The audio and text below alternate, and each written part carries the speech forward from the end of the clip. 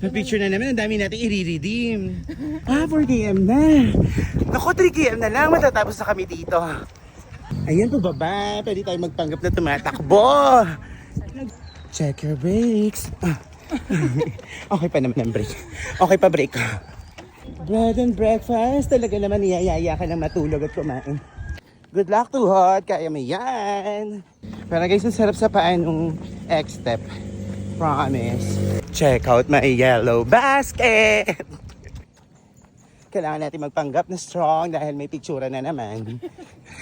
Ito na yung reward ng brand na to. Views like this. Tapos air like this. Talaga namang nakakaamat. St. Alvin. St. Alvin, dapat dito ka tumatakbo. Ito inaamats mo. We've been running for 1 hour and 4 minutes now. Malapit tayo mag 6 km.